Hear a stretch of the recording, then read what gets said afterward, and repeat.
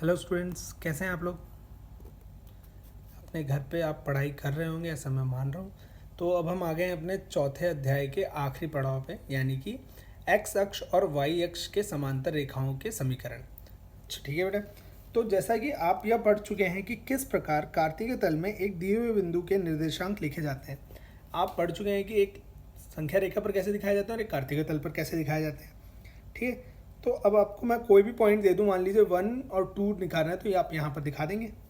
ठीक है बेटा। उसके बाद अब समीकरण जो है, आप ये जानते हैं कि जो दो चर वाले समीकरण होते हैं उनको हम इस पे दिखाते हैं और जो एक चर वाला होता है उसको इस पे।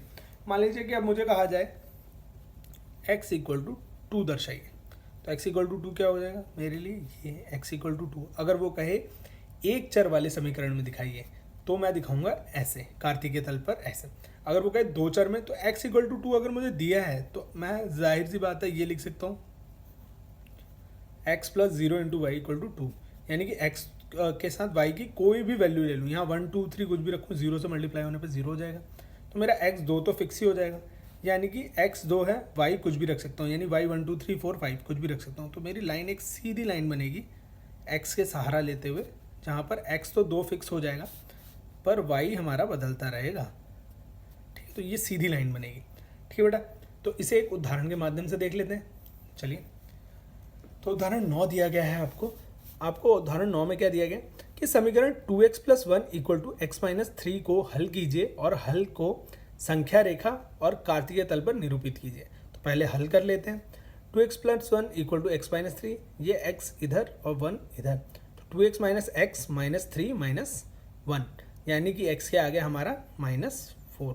अच्छा, x -4 आ गया, तो ज़रा आप देख लेते हैं। संख्या रेखा पर हल का निरूपण एक चर वाला समीकरण माना गया है। तो एक संख्या रेखा खींची, 0 से इधर 1 2 3 4 यानी पॉजिटिव नंबर्स और यहाँ पर नेगेटिव नंबर्स। तो x इक्वल टू -4 कहाँ आएगा, -4 यहाँ है और x इक्वल टू -4। अच्छा, यहाँ आप ध्यान देंगे मैंने इनमें एक्सिस लिखी है x y dash x dash और y। अब आपको पता है एक चर वाला है, तो इसको अगर आप x के लिए लिख रहे हैं तो यहाँ x लिखिए, अब y के लिए लिख रहे हैं तो y लिखिए। लेकिन ये संख्या रेखा है तो इस पर तो कुछ ना भी लिखें, तो बस आपको दिखाने वाली चीज़ चाहिए कि आप दिखाना क्या चाह रहे हैं। x इक्वल टू -4 तो -4 पे दिखा देंगे।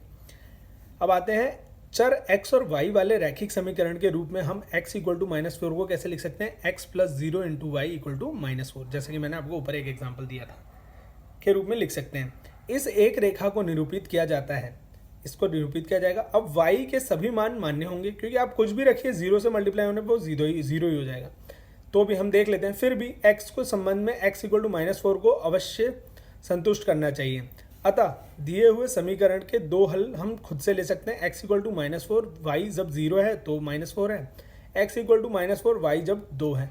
देखिए यहाँ पर y को 2 भी रख दोगे आप तो 2 इंटू 0 0 ही हो जाएगा और x बराबर -4 आ जाएगा। ठीक, अब इसको ज़रा हम देख लेते हैं आलेख कैसे बनेगा इसका। ये देखिए आलेख भी बना हुआ है, x axis y axis 1 2 3 number लिख लिया आपने इस पर निर्देशांक। अब निर्देशांक दर्शाते हैं। पहला क्या था हमारे पास -4,0, ये रहा -4,0। एक हमने लिया था y इक्वल टू 2, तो -4,2। तो अब देख रहे हैं पूरी लाइन x इक्वल टू -4 ही दिखा रही है आपको। अच्छा, ये मैंने दूरी दिखाई है कि सेंटर से यानी कि ओरिजिन से आपकी दूरी कितनी है, 4 यूनिट है। आप कहेंगे सर यहाँ तो माइनस है, बेटा ये माइनस है लेकिन दूरी तो हमेशा पॉजिटिव लेते हो, तो दूरी हमेशा पॉजिटिव रहेगी, यानी 4 इकाई की दूरी पर है ये। अब ये -4 x इक्वल टू -4 की लाइन ये रही। ठीक है, अब कुछ भी दे देता, x इक्वल टू -5 देता तो यहाँ होती 6 होती, यहाँ बीच में अगर कोई नंबर लेता 4.5 5.5 तो 5.5 यहाँ, 4.5 यहाँ, कुछ भी दिखा सकते हो। पॉजिटिव में हो तो पॉजिटिव। अब ये दिखाया किस पे गया ये आपको याद रखना है। x इक्वल टू -4 है तो इधर की तरफ देख रहे हैं खड़ी रेखा, क्षैतिज कहते हैं इसे। ठीक है, वर्टिकल लाइन कहते हैं। ठीक है बेटा, इंग्लिश में वर्टिकल लाइन। अच्छा, ऐसे दिया होता तो हॉरिजॉन्टल लाइन हो जाती। ठीक है, अब हम आते हैं अपने प्रश्नावली के क्वेश्चन भी देख लेते हैं एग्जाम्पल के बाद। तो प्रश्नावली 4.4, एक चर वाले दो चर वाले, आपने ऊपर देख लिया सिंगल नंबर लाइन और ये कोऑर्डिनेट वाली कोऑर्डिनेट एक्सिस। समीकरण के रूप में y इक्वल टू 3 का ज्योमेट्रीय निरूपण करें। एक चर वाले समीकरण के रूप में y इक्वल टू 3 का ज्योमेट्रीय निरूपण करने के लिए संख्या रेखा का प्रयोग करेंगे। देखिए यहाँ पर संख्या रेखा का प्रयोग किया जाए तो आप देखते हैं संख्या रेखा बनाई 0 1 2 3 4 -1 2 3 4। अब ये y इक्वल टू 3 है तो आप उसको y देना चाहे नाम दे दीजिए। मैंने 3 पे y इक्वल टू 3 दिखा दिया संख्या रेखा पर कि 3 की जगह पे y इक्वल टू 3 आएगा। ठीक है बेटा, बहुत आसान है, जब भी दिया आप निकाल के रख दीजिए। अब दो चर वाले में देख लेते हैं। तो दो चर वाले समीकरण के रूप में y इक्वल टू 3 का ज्यामितीय निरूपण करने के लिए समीकरण को हम कैसे लिख सकते हैं? 0 into x plus y equal to 3। अब यहाँ x की कोई भी वैल्यू रखिए, यानी y equal to 3 minus 0.x। x 1 रखने पर y equal to 3 minus 0 into 1, तो 0 इंटू 1 0 और 3 का 3। ऐसे 2 रखने पर y equal to 3 into 0 into 2 equal to 3 आ जाएगा, यानी y 3 रहेगा। आप x की कोई भी वैल्यू ले लें। अतः a इक्वल टू 1 3 और b इक्वल टू 2 3 समीकरण के हल हैं। दिखा देते हम 0 1 2 3 -1 -2 -3। अच्छा, अब उसने क्या कहा? x 1 पे भी 3 है, 2 पे भी 3 है, तो देख रहे हैं एक पूरी लाइन हो गई y इक्वल टू 3। अब यहाँ हॉरिजॉन्टल बनी क्योंकि ये y इक्वल टू 3 है। ऊपर क्या था यहाँ पर याद करो, x इक्वल टू -4, तो ऐसे वर्टिकल लाइन, जब y के आ रहा है तो हॉरिजॉन्टल लाइन।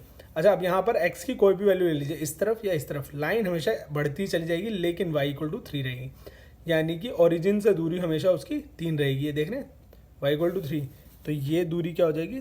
3 एकक। ठीक है बेटा, अब आते हैं हम अपने अगले प्रश्न 2 पर। प्रश्न 2 क्या कहता है हमें? प्रश्न 2 को करते हैं। तो प्रश्न 2 भी सेम ही है, करना हमें एक ही काम है। एक चर वाले दो चर वाले समीकरण के रूप में 2x प्लस 9 इक्वल टू 0 का ज्यामितीय निरूपण कीजिए। 2x प्लस 9 दिया है तो पहले सॉल्व करेंगे।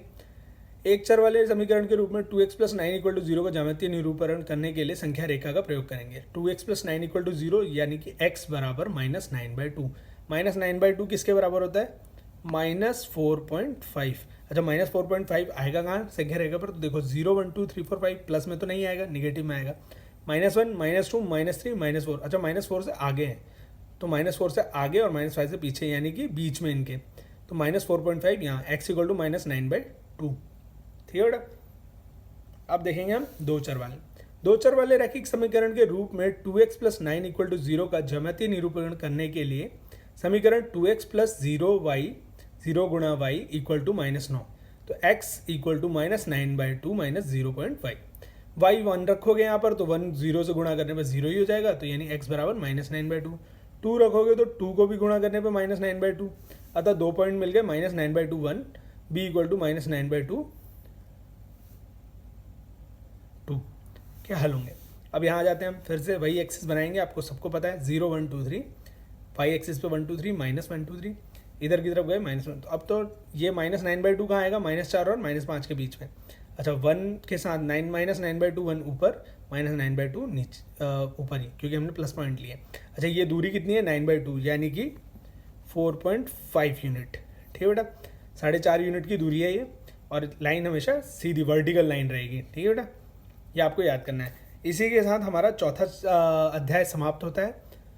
अगले लेक्चर में हम मिलेंगे आपको 5वें अध्याय के साथ। इस पूरे अध्याय या इससे पिछले पढ़ाए गए किसी भी अध्याय में आपको कोई भी डाउट हो, आप मुझे कॉल करके, व्हाट्सएप करके या इस पर कमेंट करके आप पूछ सकते हैं। मैं आपके सारे डाउट क्लियर करने की पूरी कोशिश करूँगा, क्योंकि बेटा ये सब आप अभी से ही बेसिक पढ़ेंगे तो आगे चल के अगर आप IIT JEE का एग्ज़ाम देना चाहते हैं तो ये सारे आगे चल के आपको मिलेंगे अपने प्रश्नों में। तो अभी से ही डाउट क्लियर करके रखेंगे तो आपके आगे के लिए भी अच्छा होगा। घर पे रहें, सुरक्षित रहें और पढ़ते रहें बेटा। धन्यवाद।